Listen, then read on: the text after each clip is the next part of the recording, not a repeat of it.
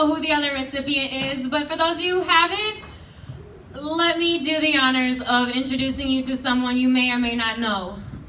She tends to stay in the background, that's where she likes to be, but that's not me, so I'm gonna make her not be today. So, Sara Almaraz, will you please come up to the front?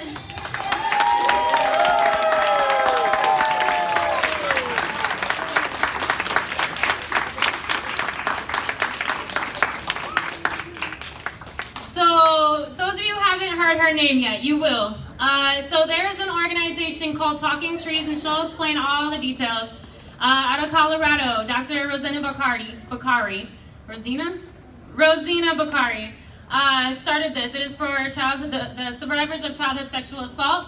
Sara has been working with that organization for years, and has now dived into her own entity of the We2 Alliance, and she'll give a little spiel and let you know what's going on with that. The We2 Alliance is a very powerful entity that's going to break enormous amounts of chains in this community and the world.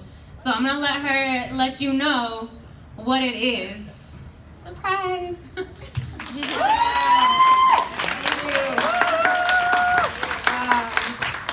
Way to put someone on the spot. Thank you guys so much. This is a huge surprise, although BCAI does support really important causes, so I'm not surprised that this was highlighted. I was asked to create something for the table, but I really had no idea this was coming. The We2 Alliance is really close to my heart because I do identify as a survivor of childhood sexual abuse, which actually took me many, many years to acknowledge for myself and to acknowledge myself as a survivor, because it is something that many live in shame and in silence about. It's kind of a sticky subject to discuss. Because it's so shameful, I feel that there isn't enough space that is given for survivors to just be in that space of what they come with. Some of us didn't come with supportive families or parents or backgrounds that allow us to have that healing space. And I've been able to be a part of Talking Trees, which focuses on supporting adult survivors that are living openly, which is a whole different thing. It's a healing journey that takes many years to heal from, but it's an ongoing process that is a lifetime. You take those scars with you everywhere you go. And so my attempt is a lot of my triggers and need to heal from it really showed up when I became a mother. It really stuck out to me. All of the things that I came with were triggering me as my kids were growing up. My inner child really started to cry out loud, and so it was almost like I had a whole other child to raise, and I didn't have the proper support to do that, and so I went looking for it, and I found Talking Trees. And so through that organization, I've gotten the support that I needed, and I felt the need to continue to support that organization. It is a nonprofit organization. If you happen to look it up, there is a Facebook page that Rosina Bakari has. She posts on it daily, and it's a daily affirmative message for survivors, positive messages that help us to heal and bring out things that maybe people are still ashamed to talk about.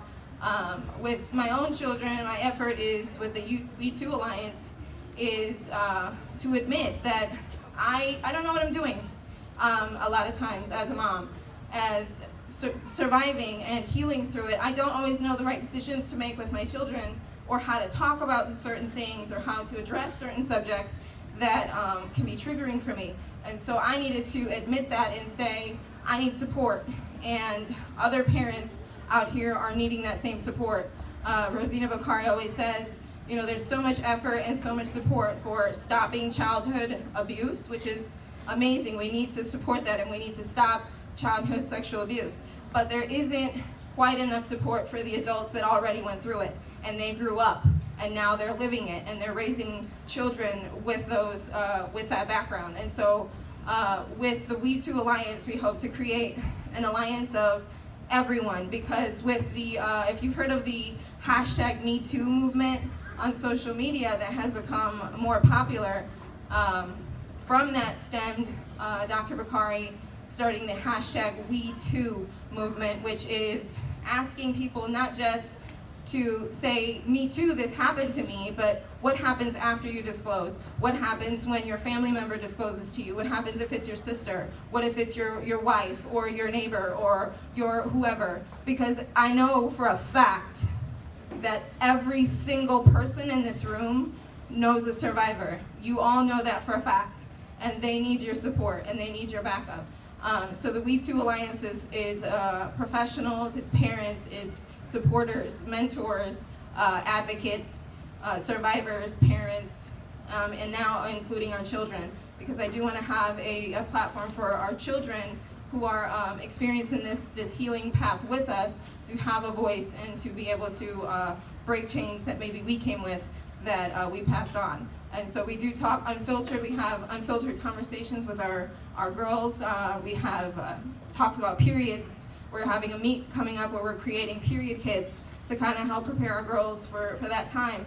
And so we try to keep things unfiltered. We try to meet once a month. The adults do. There's actually a meeting on the 7th of April at BCAI at 1 o'clock.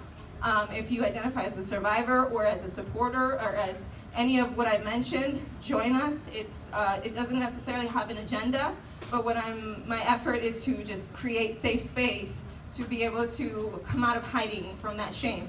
And so I appreciate this platform.